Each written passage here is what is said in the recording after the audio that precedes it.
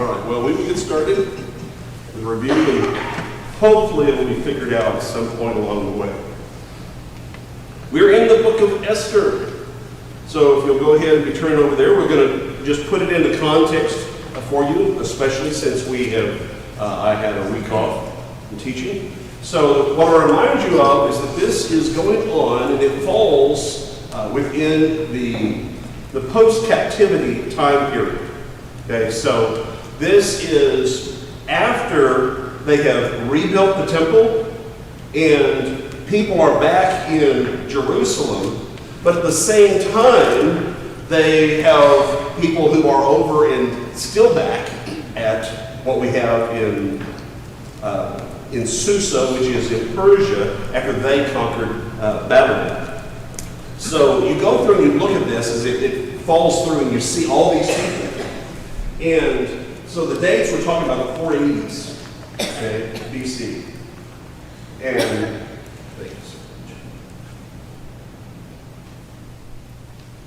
so we're talking about that in the 480s BC. It's in Susa or Shushan, the palace, which was one of the royal cities. They like to build some of these things up. And the overall idea of this book that we will get to in more detail when we review it all is God's providence means divine deliverance. It is that general idea about, and a greatest demonstration really we have, of how God can work and provide for his people in non-miraculous ways. So that's what we see. So as we've gone through the book, essentially what you have is the first two chapters are your exposition. Here's why, the setup, all these things that are needed to be in place. And essentially it was, you got Xerxes established as the temperamental ruler who dethrones a queen. That leaves an opening. And then you have rags to riches queen as Esther is brought in. And you have a little bitty vignette there about Mordecai that is important, about his reporting on a coup attempt.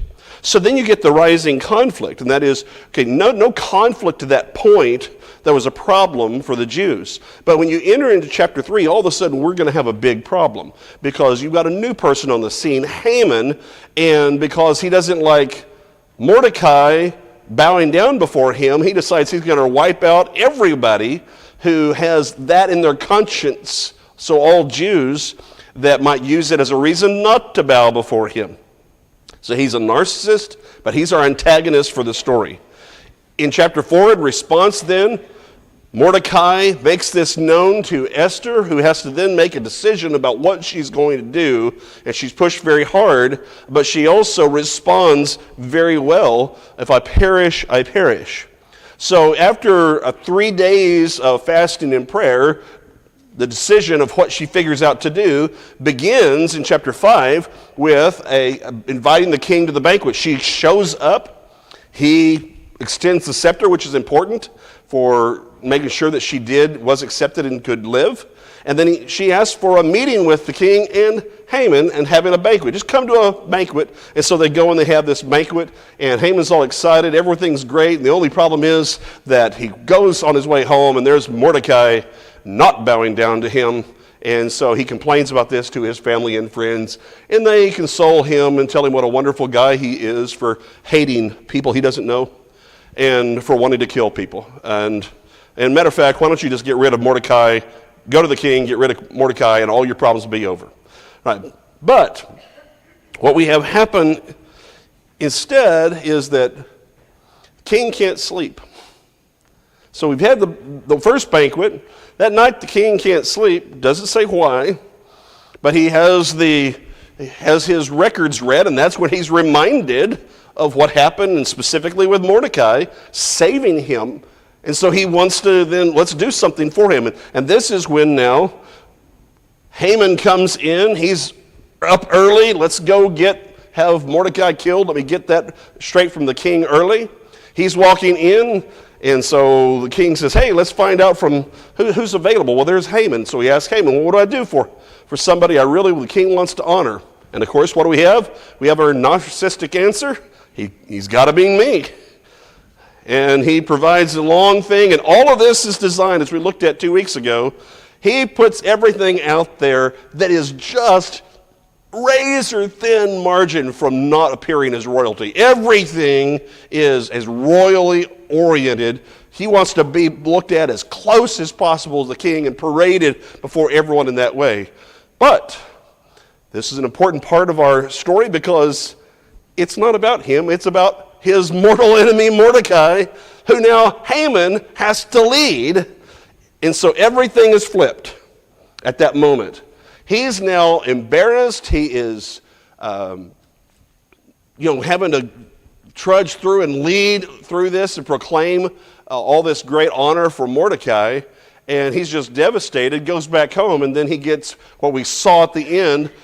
These same people who told him that all the answers to his problem could be taken care of, just go to the king and get Mordecai killed. Now they say, you know what?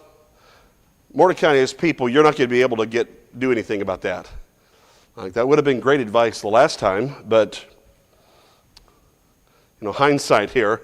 So they say it's not going to work out. So that's where it leaves us as we look then the end of chapter 6, verse 14, and going through chapter 7. And I divide it that way because of the nature of story.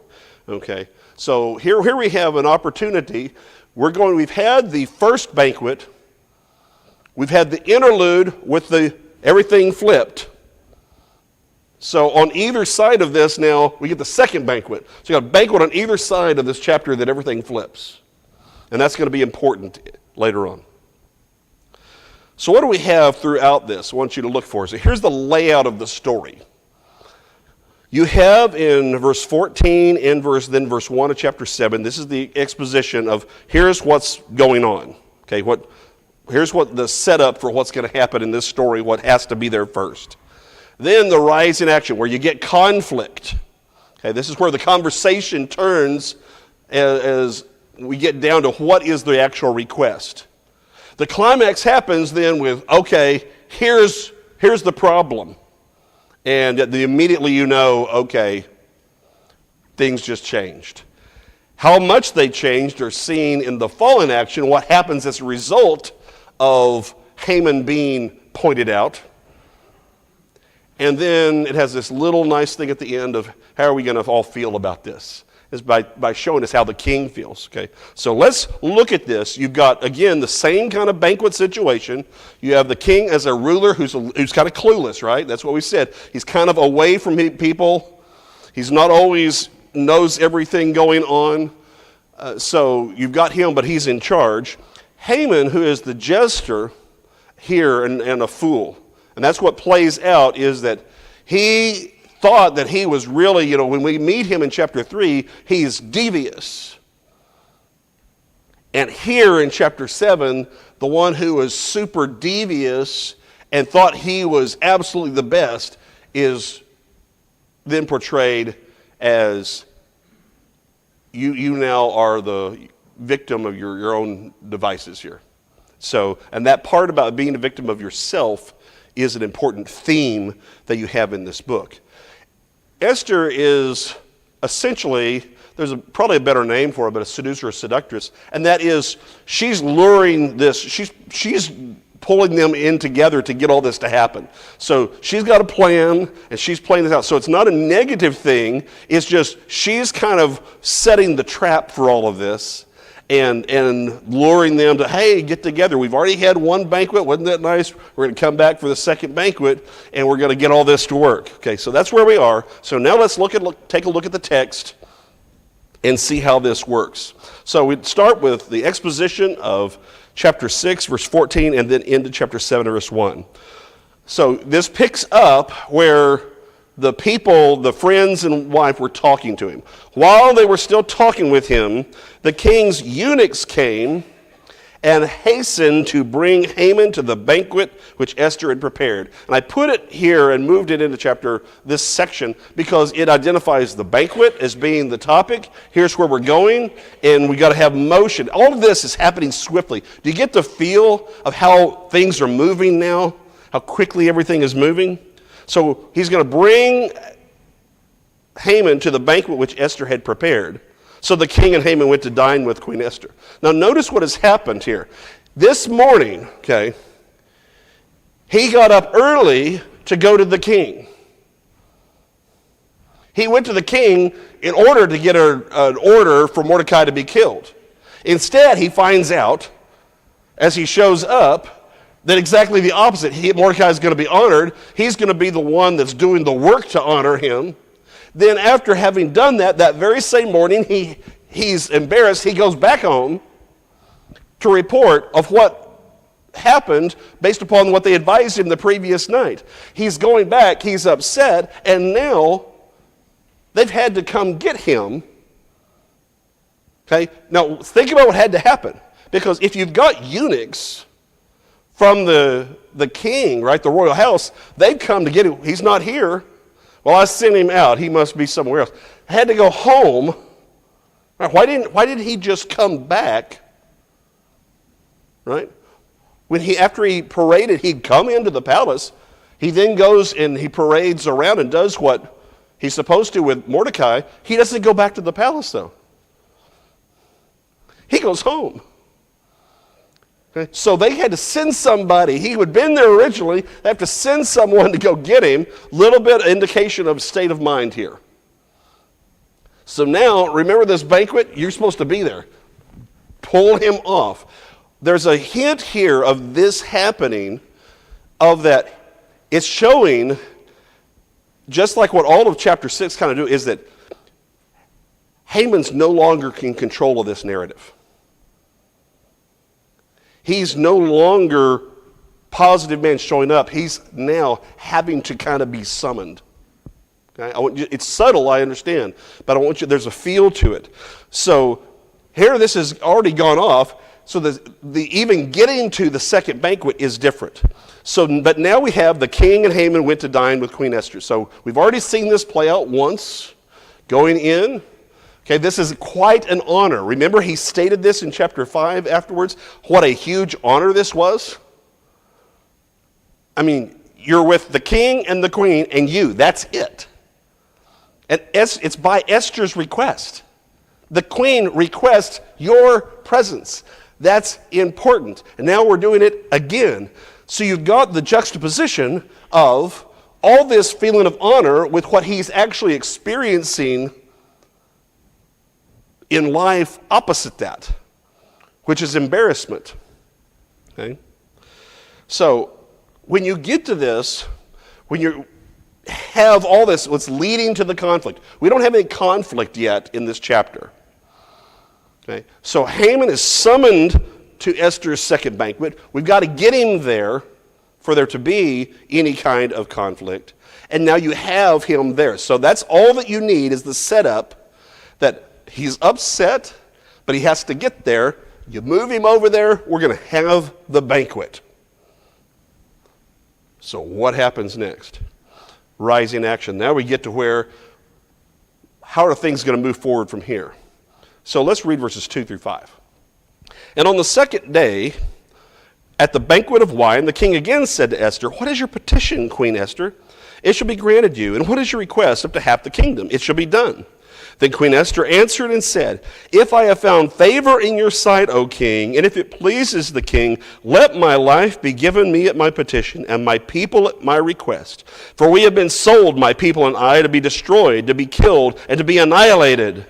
Had we been sold as male and female slaves, I would have held my tongue, although the enemy could never compensate for the king's loss." So King Ahasuerus answered and said to Queen Esther, "Who is he and where is he who would dare presume in his heart to do such a thing?" Okay. All right. Isn't that a great section? All right. So you go from this banquet. She had not told him the first time. She wanted to get a feel for where he was, get him in the right mood to where he was interested in her, remembering her, doing this. Now when it says on the second day, the first day was the first banquet, the second day is the second banquet. Okay? So at the second day now of all this going on, the banquet of wine, okay, we're going to ask you again. What's your petition? What do you want, Queen? And it's the same kind of thing. It should be granted you what is your request up to half the kingdom. I've told you before, that's kind of just a hyperbole way of saying I have all of this at my disposal. I'll give you anything except for essentially control of the kingdom. Not really meant, but that's the nature of the wording. It should be done. But now let's look at how she answers. Because in the record here, she starts again with respect. Okay? If I have found favor in your sight, O king, and if it pleases the king. Okay? So you start off being respectful. We don't have tone of voice, which is really hard in a section like this. But it is, you see in the nature of the wording, though I would not be the one to check on the Hebrew for this, but if I found favor in your sight, O king, if it pleases the king, let my life be given me at my petition and my people at my request. Okay, that's the big reveal, right? Because I want you to put yourself in the situation of the king as she's saying each one of these things. So the first part, just as he has been, there's an official kind of way in which he tells people they can make a request. There are expectations of respect of how you would address the king as you make your request. But then, immediately then, she simply identifies, here's the request. Save me and my people.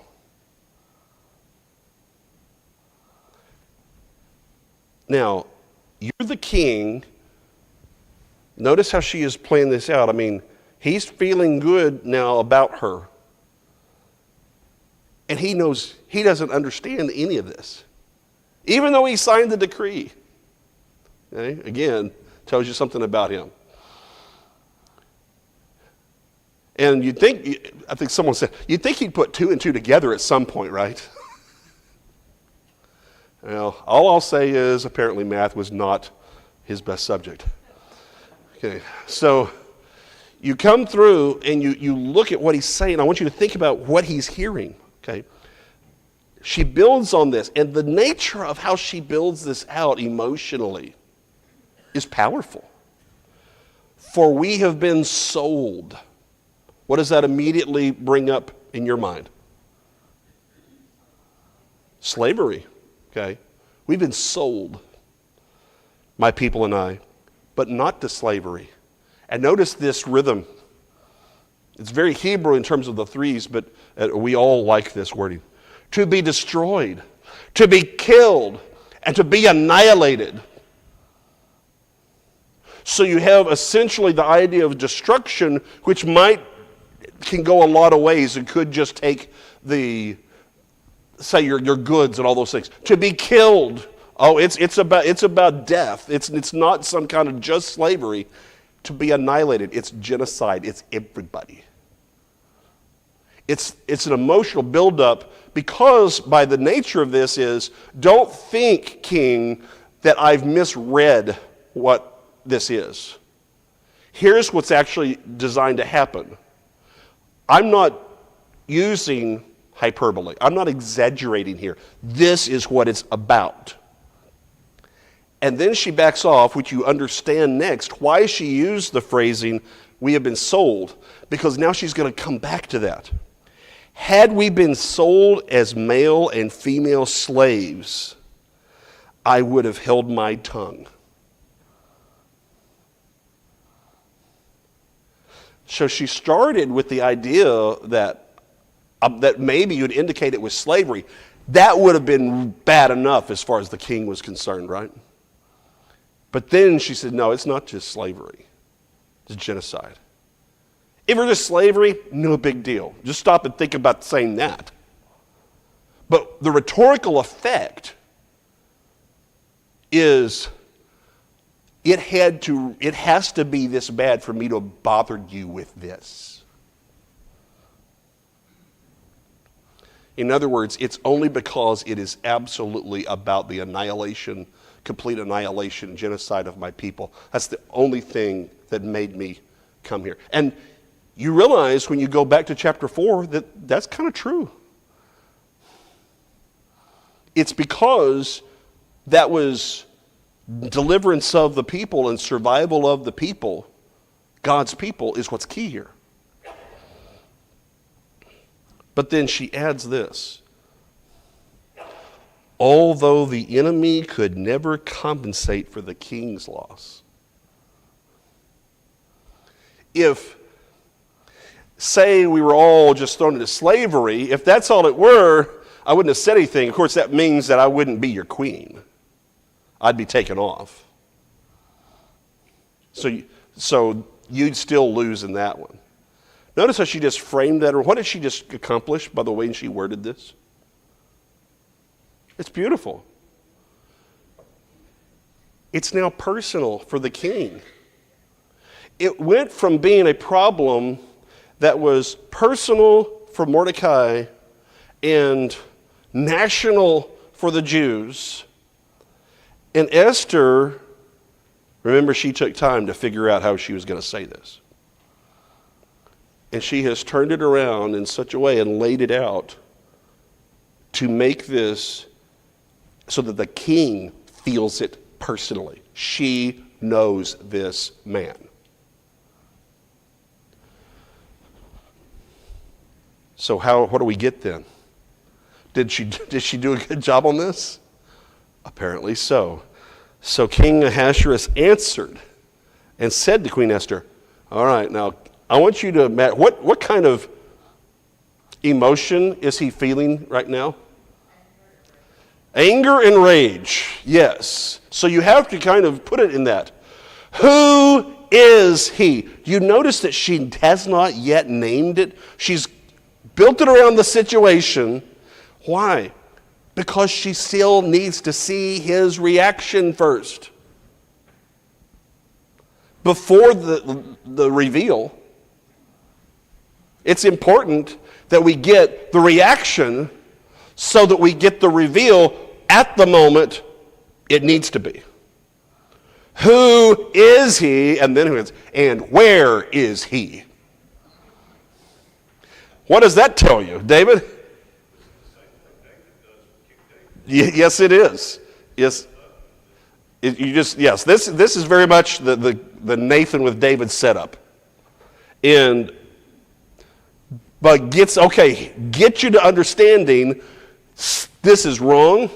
So when he says, where is he? Who is he? Could be just a matter of interest, though I think that the tenor of his statement was probably far greater than that. Where is he? I want to do something about this. And then, who would dare presume in his heart to do such a thing? Now, this is interesting because you've had this build up the same way she built up what was done for them. He has just built up to give you an idea about how he feels about whoever this is. Doesn't know who it is yet. Doesn't care. Okay? But notice this phrasing. Who would dare presume in his heart to do this thing? Haven't we been looking at the heart of Haman this whole time? Of what he's like? And that actually gets down to the core of it. What kind of man would do this? And that's one of the things that the book has been laying out. What kind of man would do this? So what do we get? This was all rise in action. This is the building of the tension. How are things going to turn out at this banquet? So we've got the conflict is because now, okay, how's she going to give this request? She puts it out there. So you have to have the king first has to ask. He asked her in verse 2, and then she gives that response for him to save her from and her people from this conspiracy. Okay, so now it just jumped up. The tension in the room, right? And then Xerxes asks for the name. All right. Now, before we turn the page, let's remember that they're having a pleasant banquet here. Just the three of them. The king has turned to Esther, what's your request? It all starts so pleasant. And she just turns it around and says, it's just this. There's someone that wants to kill me and all my people. Could you stop that? And he's looking and says, who is this? Now I want you to imagine Mr. Third Person over here. Okay. Discomfort is a rather mild way to put it, right? I want you to appreciate the situation. That's what the rising action. I want you to appreciate the way this is written so that you are anticipating, oh, what is he going to do? All right. So here we get to our climax. First part of verse 6. And the reveal. And Esther said, the adversary and enemy is this wicked Haman. I can't say that without pointing. Right? All right? This. I don't know if she did, but I can't say it without pointing. Okay. That's, okay. Why do I have this as the climax? Because it's already clear how the king feels. That's already been resolved. The only question is he needs to put his anger now to know the name. And this is the high point of this story, is that big reveal that all of a sudden, this thing that's been happening behind the scenes, at least as far as the king is concerned, from chapter 3 when he signed off on this, or gave Haman the right to do it, that all of this now has come and surfaced. Climax. Here was the point of the banquet, was to get the king to want to do something to help the Jews, and that meant got to do something about Haman. All right. So you got this big reveal and it's funny because everybody else knows, right? In the story, as you're reading this, you all know this, but the king's the one who doesn't. And here he finds out it's Haman who is the one plotting the genocide. And I hear in the back of my head, as she says this, there's got to be one of the biggest gulps ever from Haman. Because he knows, once she starts saying that, you have to know he's getting worried. Is there something else going on I don't know about? But then it's you. So what's going to happen as a result? Okay. If we've got all the information out there now, the king is on the side of the Jews. He wants to do the very idea, really he's on the side of Esther, which puts him on the side of the Jews. Very idea. So now that he knows what's going to happen, and that's where we pick it up in verse 6 and through the first part of verse 10. So Haman was terrified before the king and queen. Then the king arose in his wrath from the banquet of wine and went into the palace garden. But Haman stood before Queen Esther, pleading for his life, for he saw that evil was determined against him by the king. I want to stop right there and note something. First of all, terrified, right? That you'd think so. He knows, he's reading the king. He knows what this means. If he's the one that's been plotting in such a way that is going to take the queen, the choice is between him and Esther. And the king's already made his decision.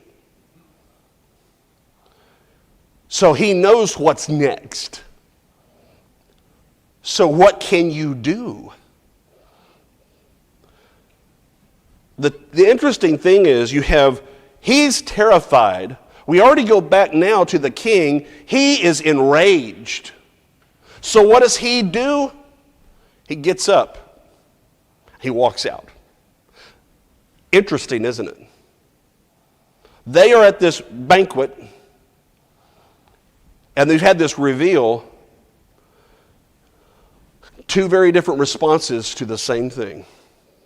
One of rage and one of terror. And everything's been turned now. The king gets up and walks out, essentially in the garden area. So he walks outside. So you would have had a nice area where the queen would have been serving and inviting them. He walks outside. I think you could probably correctly describe this as seething. It's just what is, it's in a sense, it's not what, it's trying to grasp this right, the guy closest to him of what he has done.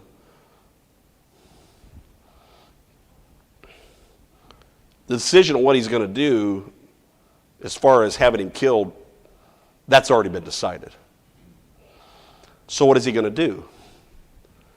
This is where I think something is, again, interesting. But Haman stood before Queen Esther pleading for his life. What have we just had happen now with Esther?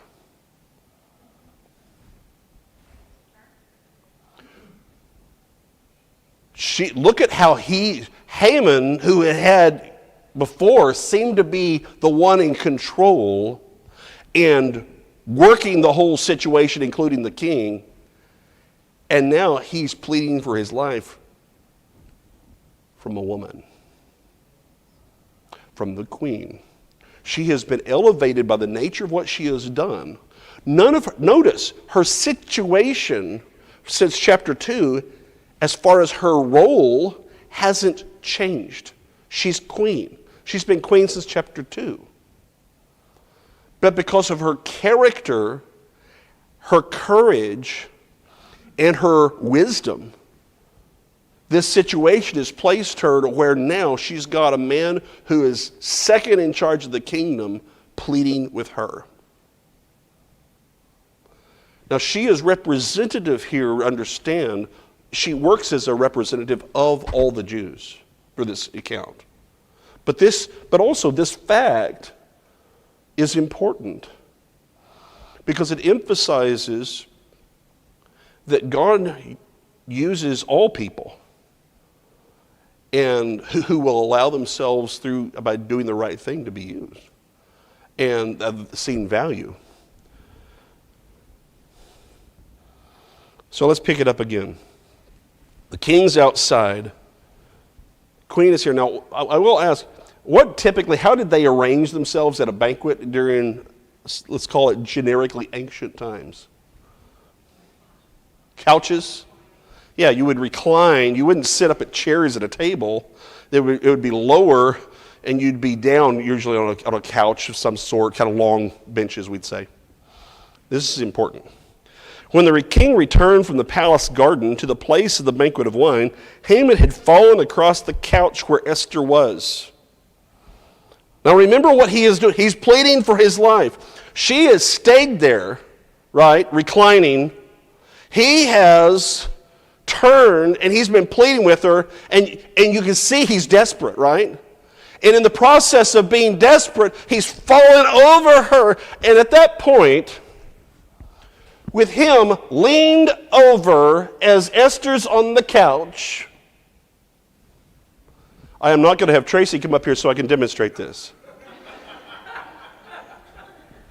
I have done that before. Sorry. Now the king comes in, and this is his view of this man who he's already found out was wanting to kill her. Now is positioned in such a way that it looks like he's assaulting her.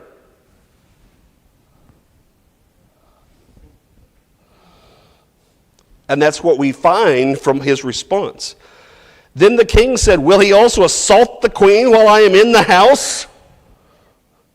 Bad enough he's been doing all of this behind the scenes. Now I'm right here.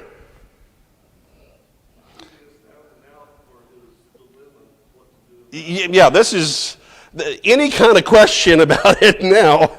is that this put him over the top, right? And again, it ties it in personally with the king, which is what Esther had intentionally done. As the word left the king's mouth, okay, in other words, it's interesting when it says the word, that was enough to say what's going to be happening, which is kill him. And the only question that's not as clear from this text is, was he killed there at that moment, or did they take him out and kill him? And it's actually, the wording is kind of unclear which way it was. Because of, I spent a lot of hours on this. This phrase, they covered Haman's face. And people are mixed about what this idiom fully means. Does this mean that it is, you put a cover over his face to denote that he is to be killed? Or that he was killed and that was done?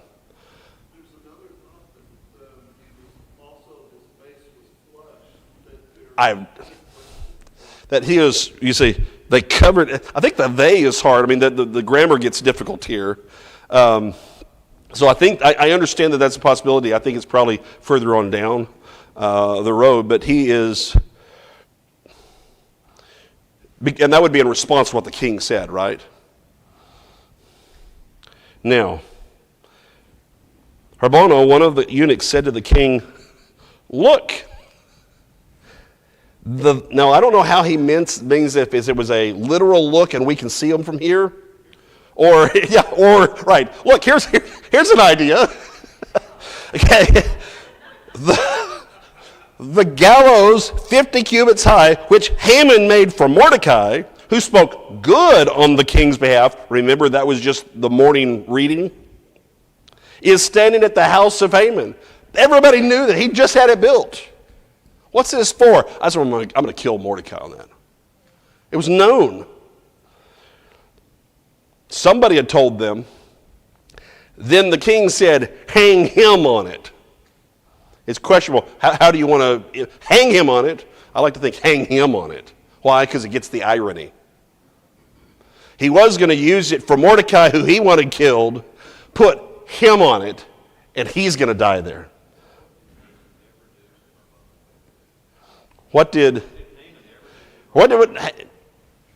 Yeah. Haman's, yeah, that's right, homeowner. He was the bad guy in this. Is that what you're saying? Hang him on it. So they hanged Haman on the gallows that he had prepared for Mordecai. That's actually the point.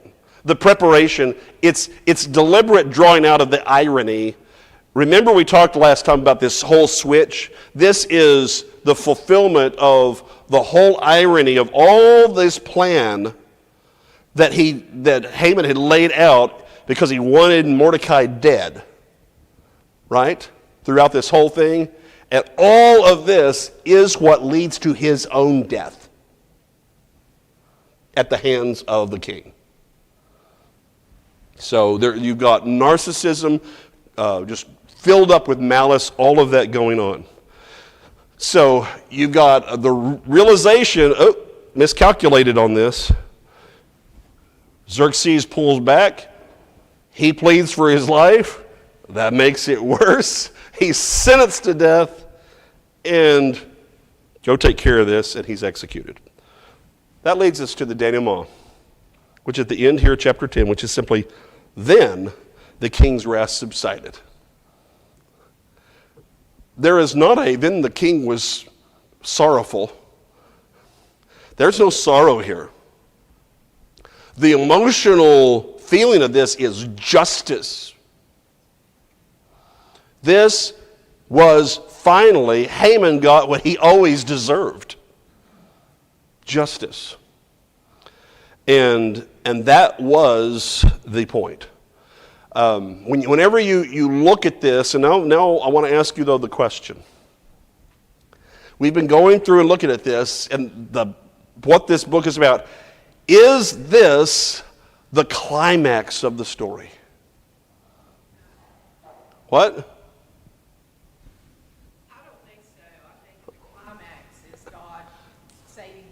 Oh, okay, good, Sandra. Because we don't have the big problem solved yet. It shows sometimes we'll personalize it. Haman's the problem. Actually, Haman produced the problem. That decree is still out there. And you got to do something about the decree. That hasn't been resolved. Because that hasn't been resolved, we're not to the climax of the story, even though we've had the climax and death of the antagonist. And we'll pick up there next week.